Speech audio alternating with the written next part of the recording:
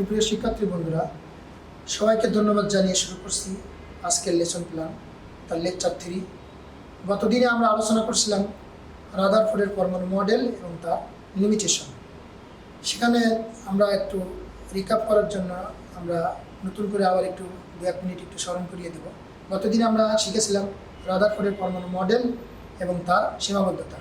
Rutherford পরমাণু মডেলের মধ্যে বলা হয়েছিল পরমাণুর 2টি অংশ, কেন্দ্র বা নিউক্লিয়াস এবং কেন্দ্রের বহির্ভূত অংশ। 2 নম্বরে বলা হয়েছিল পরমাণু সামগ্রিকভাবে বিদ্যুৎ নিরপেক্ষ, অর্থাৎ পরমাণুর কেন্দ্রে ধনাত্মক আধান বিশিষ্ট যতগুলো প্রোটন রয়েছে ঠিক কক্ষপথে ততগুলোই ঋণাত্মক আধান বিশিষ্ট ইলেকট্রন রয়েছে। 3 নম্বরে আমরা আলোচনা করছিলাম যে এই মডেলকে সৌর মডেলের সাথে তুলনা করা হয়েছে, অর্থাৎ পৃথিবী যেমন সূর্যের চারিদিকে ঘোরে ঠিক নিউক্লিয়াসকে কেন্দ্র করে অনুমোদিত বৃত্তাকার কক্ষপথে ইলেকট্রন সমূহ আবর্তনশীল। সীমাবদ্ধতার মধ্যে আমরা অনেকগুলো সীমাবদ্ধতা জেনেছিলাম যে এই মডেলের বর্ণালী সম্পর্কে কোনো ব্যাখ্যা দেওয়া হয়নি। শক্তিস্থ আবর্তনশীল ইলেকট্রনের কক্ষপথের আকার আকৃতি সম্পর্কে কোনো ব্যাখ্যা এই মডেলে দেওয়া হয়নি। একাধিক ইলেকট্রন বিশিষ্ট মৌলের ইলেকট্রনগুলো কীভাবে কক্ষপথ আবর্তনশীল সে সম্পর্কে কোনো ব্যাখ্যাই দেওয়া হয়নি। এই মডেলকে সৌর মডেলের সাথে তুলনা করা হয়েছে, যা কোনো অবস্থাতেই যুক্ত না। তার মানে ম্যাক্সওয়েলের তথ্য মতে কোনো ঋণাত্মক আধানযুক্ত কণিকা যখন বৃত্তাকার পথে পরিবহন করে তখন অনবরত শক্তি বিকিরণ করে এবং ইলেকট্রনগুলোর শক্তি বিকিরণ করতে করতে শক্তি স্তর ক্ষয় হতে হতে সমস্ত ইলেকট্রনগুলো নিউক্লিয়াসে পুঞ্জীবিত হয়, যা রাদারফোর্ড মডেলের মধ্যে কোনো অবস্থাতেই দেখানো হয়নি। এগুলো আমরা লিমিটেশন আমরা গত দিনগুলো আলোচনা করছিলাম, আজকে আমরা রিভিউ করে দিলাম। আজকে আমরা আলোচনার শুরুতে আমরা যাব রাদারফোর্ডের বোর পরমাণু মডেল। সুপ্রিয় শিক্ষার্থী বন্ধুরা, বোর পরমাণু মডেলের 3টি প্রস্তাব। শিক্ষার্থী বন্ধুরা তোমরা দেখতে পাচ্ছ ইলেকট্রনের কক্ষপথ বা শক্তি স্তরের ধারণা। 2 নম্বর ইলেকট্রনের কৌণিক ভরবেগের ধারণা।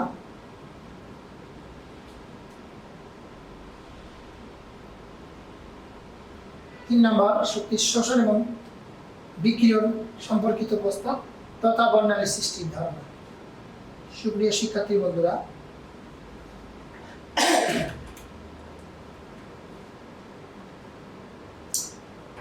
বোর পরমাণু মডেলের শুরুতেই আমরা যেটা দেখতে পাচ্ছি ইলেকট্রনের কক্ষপথ বা শক্তি স্তরের ধারণা। সুপ্রিয় শিক্ষার্থী বন্ধুরা, আমরা ইতিপূর্বে অনেকবার আলোচনা করেছি যে ইলেকট্রন একটি কক্ষপথে যখন আবর্তন করবে একটা নির্দিষ্ট পরিমাণ শক্তি নিয়ে আবর্তন করবে। ইলেকট্রন কক্ষপথে আবর্তনশীল থাকাকালীন সময় কোনো প্রকার শক্তি শোষণ করবে না এবং কোনো প্রকার শক্তি বিকিরণ করবে না। সুপ্রিয় শিক্ষার্থী বন্ধুরা, বর্ণালীর মধ্যে আমরা জেনেছি যে ইলেকট্রন একটা নির্দিষ্ট পরিমাণ শক্তি শোষণ করলে নিম্নতর কক্ষপথ থেকে বিভিন্ন উচ্চতর কক্ষপথে গমন করে। আবার যদি শক্তি বিকিরণ করতে করতে কক্ষপথ, যেটা আমরা রাদারফোর্ড মডেলের মধ্যে সীমাবদ্ধতার মধ্যে দেখেছি যে শক্তি বিকিরণ করতে করতে কক্ষপথ বিচ্যুত হতে হতে সমস্ত ইলেকট্রনগুলো নিউক্লিয়াসে পতিত হয়, পরমাণুর অস্তিত্ব বিলীন হয়। অর্থাৎ এখান থেকে আমরা যে ধারণাটা পাইলাম সেটা হলো ইলেকট্রন ঘূর্ণায়নত কালে ইলেকট্রন বাইরে থেকে কোনো প্রকার শক্তি শোষণ করতে পারবে না, বিকিরণও করতে পারবে না। শোষণ করলেও অসুবিধা, বিকিরণ করলেও অসুবিধা। শোষণ করলেও পরমাণুর অস্তিত্ব বিলীন হবে, বিকিরণ করলেও পরমাণুর অস্তিত্ব বিলীন হবে। এই জন্য বোর মডেলের প্রথমে শুরুতেই বলা হয়েছে ইলেকট্রনের কক্ষপথ বা শক্তি স্তরের ধারণা। ইলেকট্রন যতক্ষণ তা একটি কক্ষে অবস্থান করবে ততক্ষণ তা কোনো শক্তি শোষণ বা বিকিরণ করবে না। এই কক্ষপথ বা শক্তি স্তরকে অরবিট বলে। অর্থাৎ এখান থেকে আমরা জানলাম যে ইলেকট্রন একটা নির্দিষ্ট কক্ষপথে আবর্তনশীল থাকাকালীন সময় বাইরে থেকে কোনো শক্তি শোষণ করতে পারবে না এবং যে শক্তি নিয়ে সে আবর্তনশীল ছিল এই শক্তি থেকে কোনো প্রকার শক্তি সে বিকিরণ করতেও পারবে না। ইলেকট্রনের কৌণিক ভরবেগের ধারণা। প্রতিটি নির্দিষ্ট কক্ষপথে অর্থাৎ শক্তি স্তরে আবর্তনরত ইলেকট্রনের কৌণিক ভরবেগ নির্দিষ্ট এবং তা h/2π এর অখণ্ড বা পূর্ণ সংখ্যার গুণিত। সুপ্রিয় শিক্ষার্থী বন্ধুরা, কৌণিক ভরবেগ সম্পর্কিত ধারণার মধ্যে যেটা বলা হচ্ছে যে ইলেকট্রন যখন নির্দিষ্ট কক্ষপথে আবর্তনশীল থাকে, অর্থাৎ প্রত্যেকটি, যেমন ধরুন n=1 অর্থাৎ k শেল বা n=2 l শেল, যে কোনো একটা শেল k শেল হোক, l শেলে হোক, m শেলে হোক, যখন আবর্তনশীল থাকবে প্রতিটা নির্দিষ্ট কক্ষপথে অর্থাৎ শক্তি স্তর আবর্তনরত ইলেকট্রনের কৌণিক ভরবেগ হবে নির্দিষ্ট। অর্থাৎ এটার যে সমীকরণ তিনি দিয়েছেন সেই সমীকরণ হচ্ছে MVR is equal to NH/2 পাই। এখানে M হচ্ছে ইলেকট্রনের আবর্তনশীল ইলেকট্রনের ভর, B হচ্ছে আবর্তনশীল ইলেকট্রনের বেগ, R হচ্ছে নিউক্লিয়াস থেকে ইলেকট্রন কোন কক্ষপথে আবর্তনশীল আছে তার ব্যাসার্ধ, এবং N হচ্ছে যত নং কক্ষপথে ইলেকট্রন আবর্তনশীল নাম্বার অফ কক্ষপথ অর্থাৎ নাম্বার অফ অরবিট। এই হচ্ছে প্লাঙ্ক কনস্ট্যান্ট। তোমরা জানো যেমন ইলেকট্রন একটা নির্দিষ্ট কক্ষপথে শক্তি আবর্তনশীল থাকে, যে হারে শক্তি শোষিত হয় এবং সেই হারে শক্তি বিকিরিত হয়, এটা বিজ্ঞান প্লাঙ্ক আবিষ্কার করছে বিধায় তার নাম অনুসারে হচ্ছে এটা প্লাঙ্ক কনস্ট্যান্ট। এই প্লাঙ্কের এই কনস্ট্যান্টের একটা নির্দিষ্ট মান রয়েছে। একটা এসআই সিস্টেমে যেটা মানটা রয়েছে সেটার মান হচ্ছে 6.626 × 10⁻34 জুল / সেকেন্ড, এবং সিজিএস সিস্টেমে এই প্লাঙ্ক কনস্ট্যান্টের যে মানটি রয়েছে সেটা হচ্ছে 6.626 × 10⁻27 আর্ক / সেকেন্ড। আর 2 পাই হচ্ছে ইলেকট্রন যখন নিউক্লিয়াসকে কেন্দ্র করে বৃত্তাকার কক্ষপথ আবর্তন করে, এর ফলে যে আবর্তন কোনটা হয় তার মানটা হচ্ছে 2 পাই। অর্থাৎ এখান থেকে আমরা জানলাম যে একটা নির্দিষ্ট কক্ষপথে ইলেকট্রনের কৌণিক ভরবেগ MVR is equal to NH/2 পাই। আমরা এই সূত্রের সাহায্যে আবর্তনশীল কক্ষপথে বিভিন্ন কক্ষপথে ইলেকট্রন আবর্তনশীল ইলেকট্রনের বেগ নির্ণয় করতে পারি, কৌণিক ভরবেগ নির্ণয় করতে পারি, ব্যাসার্ধ নির্ণয় করতে পারি। যদি কোনো ইলেকট্রনের বেগ জানা থাকে, যদি কক্ষপথ থেকে ইলেকট্রন কত নং কক্ষপথে আছে এটা জানা থাকে, যদি নিউক্লিয়াস থেকে ইলেকট্রনের ব্যাসার্ধ জানা থাকে, তাহলে আমরা এই ইলেকট্রনের বেগ নির্ণয় করতে পারবো এই সূত্রের সাহায্যে, ভর নির্ণয় করতে পারবো। ভর আমাদের অবশ্যই ইলেকট্রনের জানা, বেগ নির্ণয় করতে পারবো, কৌণিক ভরবেগ নির্ণয় করতে পারবো, ইত্যাদি ইত্যাদি আমরা এখান থেকে জানতে পারবো। এবং কক্ষপথ থেকে ইলেকট্রন কত নং কক্ষপথে ঘুরছে তার ব্যাসার্ধ আমরা নির্ণয় করতে পারবো এই সূত্রের সাহায্যে।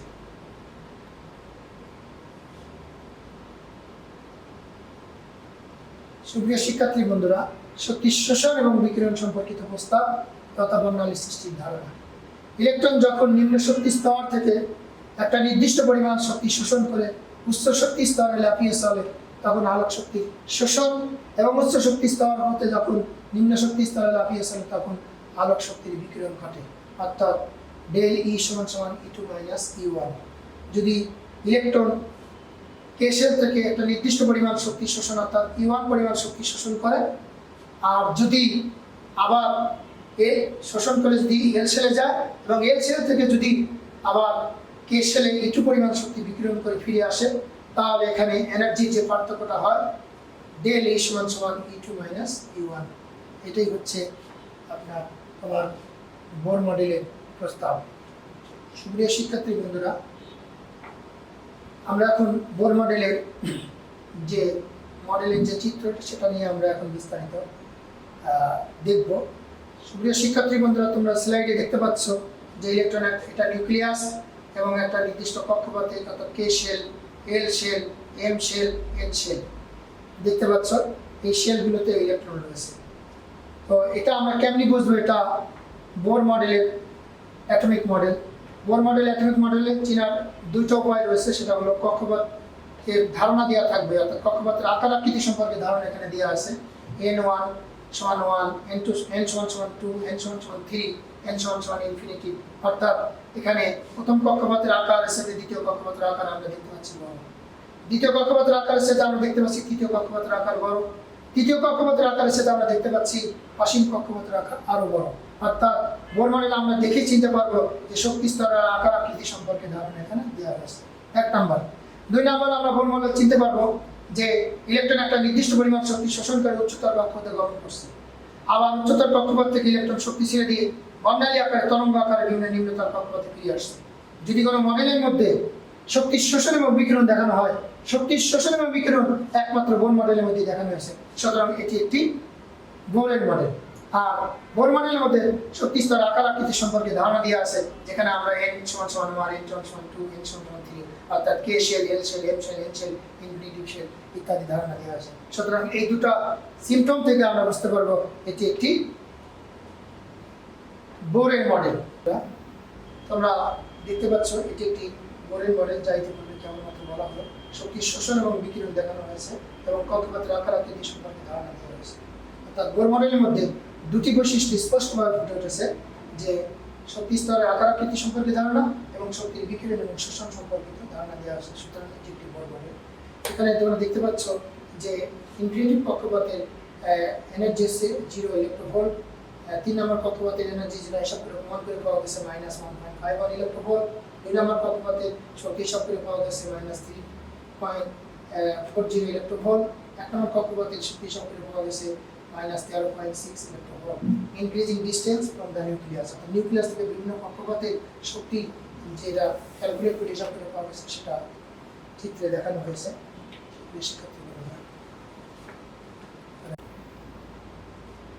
শিক্ষার্থী বন্ধুরা, এখন আমরা দেখব বোর মডেলের মধ্যে কি কি ত্রুটি রয়ে গেছে। অর্থাৎ বোর মডেল পরমাণুর একটা পরমাণু গঠন সম্পর্কে কোন প্রস্তাবগুলো যথোপযুক্ত দিতে পারে নাই সে বিষয়গুলো আমরা দেখব। বোর পরমাণু মডেলের সীমাবদ্ধতার মধ্যে প্রথমেই বলা হয়েছে বোর পরমাণু মডেলের বর্ণালী সম্পর্কে ব্যাখ্যা দিতে পারছে যে সমস্ত মৌলের পরমাণুতে একটি ইলেকট্রন আছে বা একটি ইলেকট্রন সদৃশ আয়ন, এই সমস্ত মৌলের বর্ণালী রেখার ব্যাখ্যা বোর দিতে পেরেছে। কিন্তু যে সমস্ত মৌলের পরমাণুতে একাধিক ইলেকট্রন রয়েছে, একাধিক ইলেকট্রন বিশিষ্ট মৌলের বর্ণালী রেখার ব্যাখ্যা বা বর্ণালী কিভাবে সৃষ্টি হয় সে সম্পর্কে কোনো ব্যাখ্যা তিনি দিতে পারেন। যেমন ধরুন বোর পরমাণু মডেল হাইড্রোজেন পরমাণু একক ইলেকট্রন বিশিষ্ট আয়নগুলোর যেমন হিলিয়াম 1+ আয়ন। সুপ্রিয় শিক্ষার্থী বন্ধুরা, তোমরা জানো হিলিয়ামের মধ্যে 2টি ইলেকট্রন রয়েছে। এই 1+ আয়ন মানে একটি ইলেকট্রন। লিথিয়াম 2+, এর 3টা ইলেকট্রন ছিল, 2টা ইলেকট্রন চলে গেছে, সুতরাং এটার মধ্যে লিথিয়াম 2+ এর মধ্যে একটি ইলেকট্রন রয়েছে।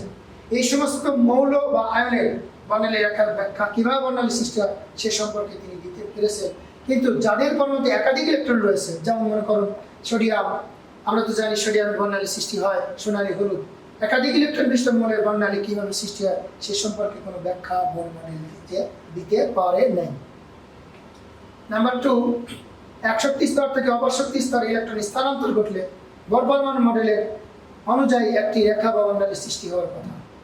সুপ্রিয় শিক্ষার্থী বন্ধুরা, ইতিপূর্বে আমরা আলোচনা করেছি, তোমরা জানো যে ইলেকট্রন একটা নির্দিষ্ট পরিমাণ শক্তি শোষণ করে বিভিন্ন নিম্নতর কক্ষপথ থেকে বিভিন্ন উচ্চতর কক্ষপথে গমন করে। শক্তির উৎস আবার সরিয়ে নিলে ইলেকট্রন আবার উচ্চতর কক্ষপথ থেকে বিভিন্ন নিম্নতর কক্ষপথে ফিরে আসে। ফিরে আসার পথে বিভিন্ন কক্ষপথের মাঝখানে একটি রেখা বর্ণালী সৃষ্টি হওয়ার কথা। কিন্তু উচ্চ ক্ষমতা সম্পন্ন আয়ার স্পেকট্রোস্কোপি অর্থাৎ বর্ণালীমিতি যন্ত্র দ্বারা এই রেখা বর্ণালীগুলোকে বিশ্লেষণ করে দেখা গেছে এখানে একটা রেখা না, একটা রেখার স্থলে অনেকগুলো সূক্ষ্ম সূক্ষ্ম রেখা সৃষ্টি। এই একটি রেখার স্থলে অনেকগুলো সূক্ষ্ম সূক্ষ্ম রেখা কিভাবে উৎপত্তি হয়েছে এ সম্পর্কে কোনো ব্যাখ্যা বোর মডেলের মধ্যে দেওয়া হয়নি।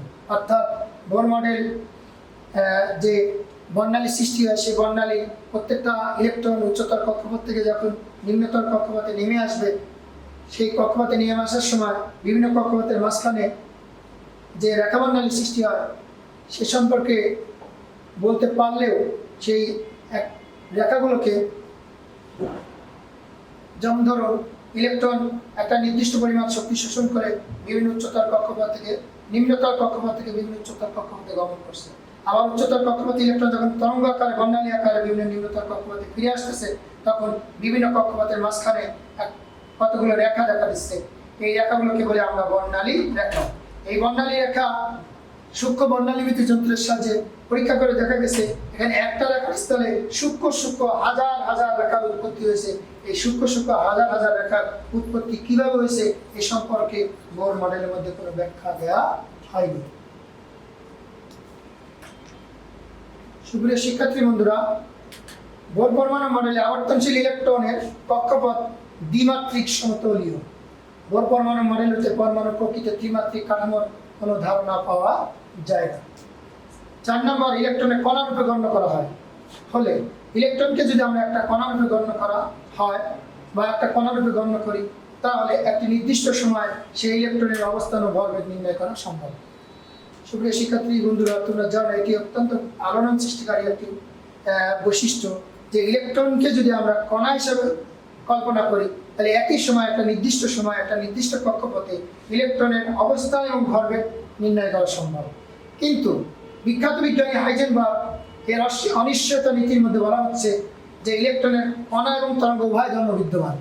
যদি ইলেকট্রনকে কণা এবং উভয় তরঙ্গ ধর্ম ইলেকট্রনকে কণা এবং তরঙ্গ উভয় ধর্ম বিদ্যমান থাকে, তাহলে কোনো একটা নির্দিষ্ট সময়ে কোনো একটা পরমাণুর মধ্যে কোনো একটা কক্ষপথে একটি ইলেকট্রনের অবস্থান জানা গেলে তার ভরবেগ ওই মুহূর্তে জানা যাবে না, আবার ভরবেগ জানা গেলে ওই ইলেকট্রনের অবস্থান জানা সম্ভব নয়। এটাকে বলে আমরা হাইজেনবার্গের অনিশ্চয়তা নীতি। এ সম্পর্কে কোনো ব্যাখ্যা বোর মডেলের মধ্যে দিতে পারেনি। সুপ্রিয় শিক্ষার্থী বন্ধুরা, 5 নম্বরে চৌম্বক ক্ষেত্রের প্রভাবে বর্ণালী রেখাগুলো কতগুলো সূক্ষ্ম সূক্ষ্ম রেখায় বিভক্ত হয়ে পড়ে। এই সূক্ষ্ম সূক্ষ্ম রেখা বিভক্ত হয়ে যাওয়াকে বলে আমরা জীমান প্রভাব। অর্থাৎ এই চৌম্বক ক্ষেত্রের প্রভাবে বর্ণালী রেখাগুলো যে কিভাবে সূক্ষ্ম সূক্ষ্ম রেখা বিভক্ত হয়ে পড়ছে, অর্থাৎ জীমান ইফেক্ট সম্পর্কে কোনো ব্যাখ্যা বোর মডেলের মধ্যে দেওয়া হয়নি। আবার তড়িৎ ক্ষেত্রের প্রভাবে এই রেখাগুলো কতগুলো সূক্ষ্ম সূক্ষ্ম রেখায় বিভক্ত হয়ে পড়ে, একে বলে স্টার প্রভাব। তাহলে এখান থেকে আমরা দুটা ক্যারেক্টার জানলাম, একটা হলো জীমান ইফেক্ট, একটা হলো স্টার ইফেক্ট কি। সুপ্রিয় শিক্ষার্থী বন্ধুরা, জ্ঞানমূলকে অনেক সময় জীমান ইফেক্ট কি আসে, তাহলে তোমার অ্যান্সার হবে যে চৌম্বক ক্ষেত্রের প্রভাবে বর্ণালী রেখা কতগুলো সূক্ষ্ম সূক্ষ্ম রেখায় বিভক্ত হয়ে পড়ে, এই প্রভাবকে বলা হয় জি-ম্যান। বিজ্ঞানী জি-ম্যানের নাম অনুসারে জীমান ইফেক্ট বা জীমান প্রভাব। আর তড়িৎ ক্ষেত্রে, এটা যদি চৌম্বক ক্ষেত্র না দিয়ে বর্ণালী রেখাগুলোকে যদি তড়িৎ ক্ষেত্রে নিয়ে কতগুলো প্রভাব সৃষ্টি করি, তাহলে তড়িৎ ক্ষেত্রের প্রভাবে এই রেখাগুলো কতগুলো সূক্ষ্ম সূক্ষ্ম রেখায় আবার বিভক্ত হয়ে পড়বে। এই তড়িতের কারণে যে সূক্ষ্ম সূক্ষ্ম রেখায় বিভক্ত হয়ে পড়ে, একে বলা হয় স্টার প্রভাব। সুপ্রিয় শিক্ষার্থী বন্ধুরা, আমরা এখন জানবো বোর মডেলের সাফল্য ও গ্রহণযোগ্যতা। আমরা দুটা মডেল ইতিমধ্যে আলোচনা করছি, তোমরা দেখছো যে রাদারফোর্ডের মডেল এবং বোরের মডেল। আমরা দেখেছি যে একটা মডেল দেখে আমরা কিভাবে চিনবো যেটা বোরের মডেল, এ সম্পর্কে বিস্তারিত আলাপ করছি। শিক্ষার্থী বন্ধুরা, একটা মডেল এর ফিগার দেখে তুমি কেমনি বুঝবে এটা রাদারফোর্ডের মডেল। রাদারফোর্ডের মডেলের মধ্যে আমরা আলোচনার মধ্যে স্পষ্ট করে বলা হয়েছে যে একটি পরমাণুর দুটি অংশ, কেন্দ্র বা নিউক্লিয়াস আর কেন্দ্রের বহির্ভূত অঞ্চল। শিক্ষার্থী বন্ধুরা, তোমরা ফিগারের মধ্যে দেখতে পাচ্ছ যে কেন্দ্র বা নিউক্লিয়াস এখানে ইন্ডিকেট করা আছে, আর কেন্দ্র বা নিউক্লিয়াসের চারিদিকে চতুর্দিকে কক্ষপথ রয়েছে এলোমেলোভাবে। এই কক্ষপথগুলোতে ইলেকট্রন অবস্থান করছে। সুতরাং এই মডেল অবশ্যই রাদারফোর্ডের মডেল। রাদারফোর্ডের মডেলের মধ্যে স্পষ্টভাবে দুটি বৈশিষ্ট্য থাকবে। একটি হলো নাম্বার 1 কেন্দ্র বা নিউক্লিয়াস, আর কেন্দ্রের বহির্ভূত অঞ্চল। সুতরাং এই মডেলটা দেখা মাত্রই আমরা বলতে পারবো এটি একটি রাদারফোর্ডের মডেল।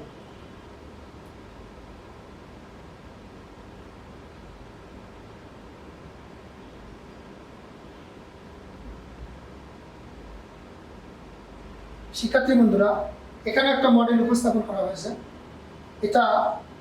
এই মডেলটা দেখেই আমরা বুঝতে পারতেছি এটি একটি বোরের মডেল। কেমনি বোরের মডেল? শিক্ষার্থী বন্ধুরা লক্ষ্য করো, এখানে আমরা বোরের মডেলের যে ক্যারেক্টারগুলো, যে পাস্তুলেটগুলো, যে বৈশিষ্ট্যগুলো আমরা শিখেছি, তার মধ্যে স্পষ্ট আমরা শিখেছি যে বোর মডেলের শক্তি স্তরের আকার আকৃতি সম্পর্কে ধারণা দেওয়া হয়েছে। এখানে আমরা দেখতে পাচ্ছি যে প্রথম শক্তি স্তরে n=1, এর আকার যেমন দ্বিতীয় শক্তি স্তর n=2, অর্থাৎ প্রথম শক্তি স্তরের আকার অপেক্ষা দ্বিতীয় শক্তি স্তরের আকার বড়। ঠিক অনুরূপভাবে in the case of similarity, দ্বিতীয় কক্ষপথ অপেক্ষা তৃতীয় কক্ষপথের আকার বড়। অর্থাৎ এখান থেকে আমরা স্পষ্ট দেখতে পাচ্ছি যে এই মডেলের মধ্যে শক্তি স্তরের আকার এবং আকৃতি সম্পর্কে ধারণা দেওয়া হয়েছে। সেকেন্ড হচ্ছে যে এই মডেলের মধ্যে ইলেকট্রন একটা নির্দিষ্ট পরিমাণ শক্তি শোষণ করে তরঙ্গ আকারে নিম্নতর কক্ষপথ থেকে বিভিন্ন উচ্চতর কক্ষপথে গমন করছে। আবার উচ্চতর কক্ষপথে ইলেকট্রন তরঙ্গ আকারে ওয়েভ আকারে বিভিন্ন নিম্নতর কক্ষপথে গমন করছে। সুতরাং যে মডেলের মধ্যে ইলেকট্রন শক্তি শোষণ এবং বিকিরণ দেখানো হয়, সেটা বোর ছাড়া অন্য কোনো মডেল হতে পারে না। শিক্ষার্থী বন্ধুরা,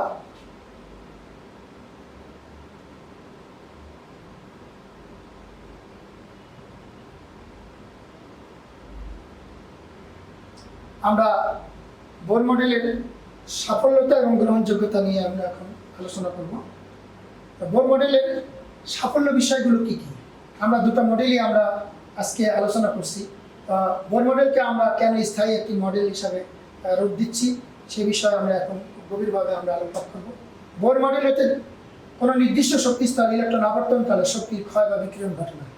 শিক্ষার্থী বন্ধুরা, আমরা যখন রাদারফোর্ডের মডেল নিয়ে আলোচনা করছিলাম, তখন রাদারফোর্ড মডেলের মধ্যে স্পষ্ট করে বলা হয়েছিল যে ম্যাক্সওয়েলের তড়িৎচুম্বকীয় তথ্য মতে কোনো ঋণাত্মক আধানযুক্ত কণিকা যখন বৃত্তাকার পথে পরিভ্রমণ করে, অনবরত শক্তি বিকিরণ করে এবং শক্তি বিকিরণ করতে করতে ইলেকট্রনের শক্তি স্তরের শক্তি ক্ষয় হতে হতে ইলেকট্রনগুলো আস্তে আস্তে নিউক্লিয়াসে পতিত হয়, শক্তি স্তরের বিলুপ্তি হয়, অর্থাৎ পরমাণুর বিলুপ্তি হয়। কিন্তু বোর মডেলের মধ্যে কোনো শক্তি স্তরের বিলুপ্তি অর্থাৎ কক্ষপথের বিলুপ্তি এখানে দেখানো হয়নি। সুতরাং এই মডেলটি একটি স্থায়ী মডেল, অর্থাৎ পরমাণু এখানে স্টেবল হয়, অর্থাৎ শক্তি স্তরে ক্ষয় না হওয়া মানেই হচ্ছে পরমাণু স্টেবল, পরমাণু শক্তি স্তর স্টেবল। সেজন্য বলা হচ্ছে বোর পরমাণু মডেল হতে কোনো নির্দিষ্ট শক্তি স্তরে ইলেকট্রন আবর্তনকালের শক্তির ক্ষয় বা বিকিরণ ঘটে না।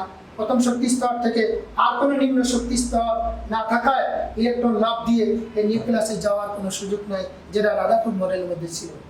শিক্ষার্থী বন্ধুরা, আবর্তনশীল ইলেকট্রনের ক্রমাগত শক্তি বিকিরণ সম্ভব না হয় বোর মডেলের স্থায়িত্ব লাভ করছে, যা দ্বারা রাদারফোর্ড মডেলের উত্থাপিত ত্রুটি দূর হয়েছে। অর্থাৎ রাদারফোর্ড মডেলের মধ্যে আমরা দেখছি যে ইলেকট্রন শক্তি বিকিরণ করতে করতে শক্তি স্তর ক্ষয় হতে হতে সমস্ত ইলেকট্রনগুলো নিউক্লিয়াসে পতিত হয়েছে, কিন্তু বোর মডেলের শক্তি শোষণ বিকিরণ না ঘটায় ইলেকট্রন নিউক্লিয়াসে পতিত হওয়ার কোনো সুযোগ নেই। শিক্ষার্থী বন্ধুরা, বর্ণালী ব্যাখ্যা।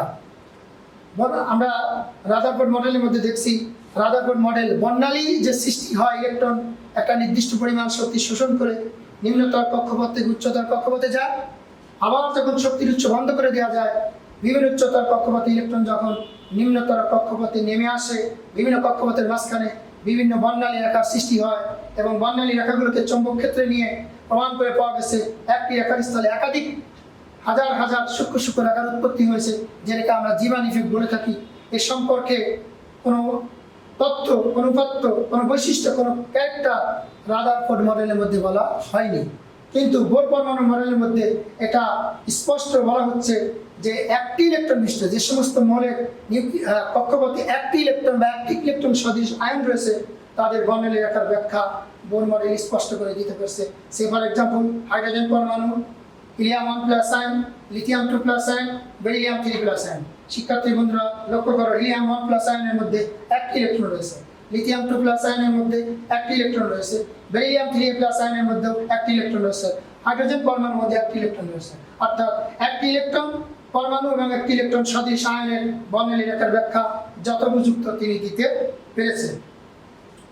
শিক্ষার্থী বন্ধুরা, নাম্বার 3, হাইড্রোজেন পরমাণুর প্রথম কক্ষপথের ব্যাসার্ধ নির্ণয় করা হয়, একে বোর ব্যাসার্ধ বলে, যেটাকে আমরা A0 is equal to 5.292 into 10⁻⁻11। পরবর্তী ক্লাসে আমরা এটা কিভাবে আসে একটি পরমাণু কক্ষপথের ব্যাসার্ধ আমরা সেটা প্রতিপাদন করে তোমাদের দেখানোর চেষ্টা করব।